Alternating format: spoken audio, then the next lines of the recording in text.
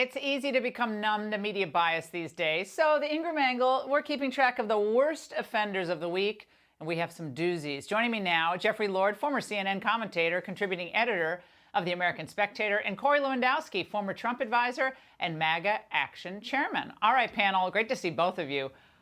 This week was a special one, I think, for the media, because they have their hands on a few new first-hand accounts, 3 separate Trump books.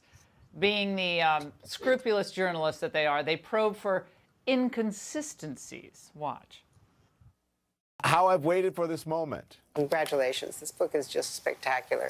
Creative reading here. Okay. Dramatic, I should say. Thanks for writing the book.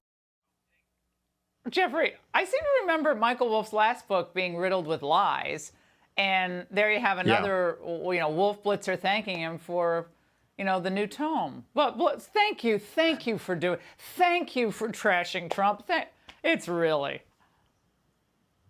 Laura, once upon a time, I remember, and I'm sure you do, that books about presidents by people who had been around them or interviewed people who've been around them, they were either very objective, fact-driven, or they lionized them. I think of JFK, good Lord, even Jimmy Carter, not to mention Barack Obama. The American people know that there are people out there who want to do nothing but trash Donald Trump for bucks. And that's what these books are about. They're not about history. They're about trashing him for bucks. And sad to say, they get it from mainstream media types who egg them on. Now, one of the books claims that General Mark Milley said something about Trump supporters while preparing for Biden's inauguration. Watch. Milley says to a group of senior advisors at this exercise, quote, "Here's the deal, guys.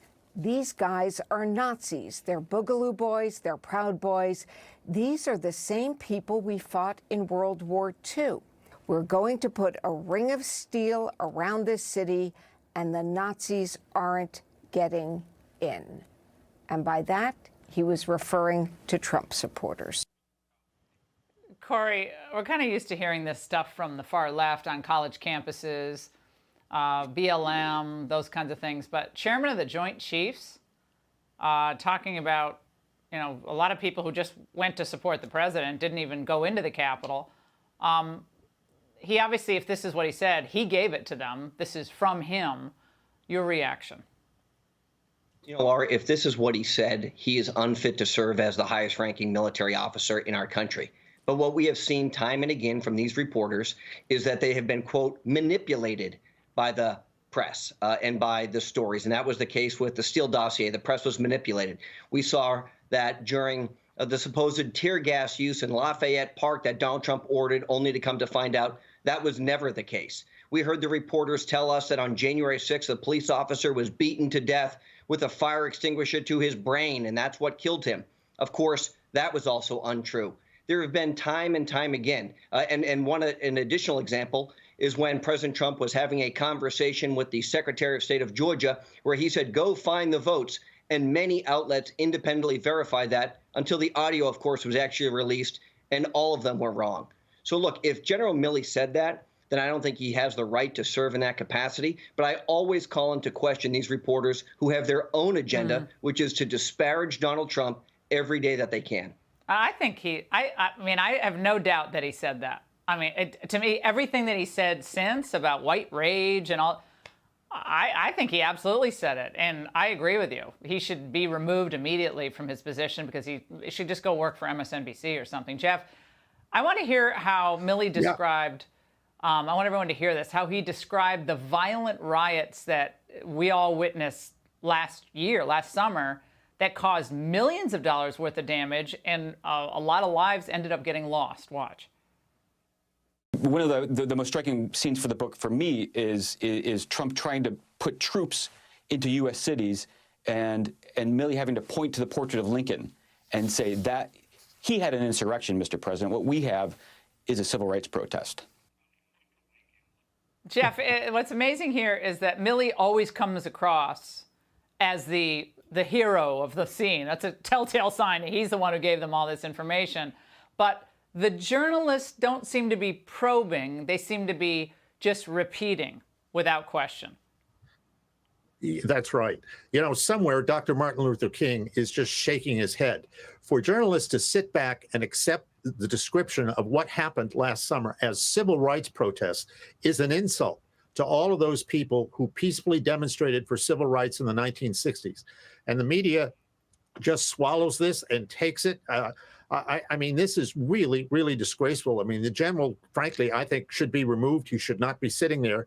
But the media, what are they thinking? What they're thinking is they're putting their leftist politics before common sense. Now, one of the books includes... You know, describing those riots as peaceful. It was crazy. Yeah, well, one of the books includes another interaction. And this one, Corey, was between Liz Cheney and Jim Jordan that happened on January 6th. Milley asks her on the phone, "How are you doing?" And Cheney says, quote, "That effing guy, Jim Jordan, that son of a bitch, while these maniacs are going through the place, I'm standing in the aisle." And he said, "We need to get the ladies away from the aisle. Let me help you." I smacked his hand away and told him, "Get away from me. You effing did this." Corey, your reaction to this claim? You know, Laura, anybody who's ever had a conversation with Liz Cheney knows that that's exactly what happened. She has a prolific truck driver mouth. And the fact that, you know, she used that language on the House floor doesn't surprise me. What it really shows, though, is that Liz Cheney's disdain for Donald Trump and the supporters of Donald Trump has been paramount for years. You know, Donald Trump destroyed her father's legacy. Donald Trump wanted to take out our troops, and she wanted to keep our troops fighting for other nations in perpetuity. And so Liz Cheney has always disdained Donald Trump. She lost her leadership position in the House. She's going to lose her reelection effort in Wyoming. But anybody who knows Liz Cheney knows that this is the way she talks on a regular basis.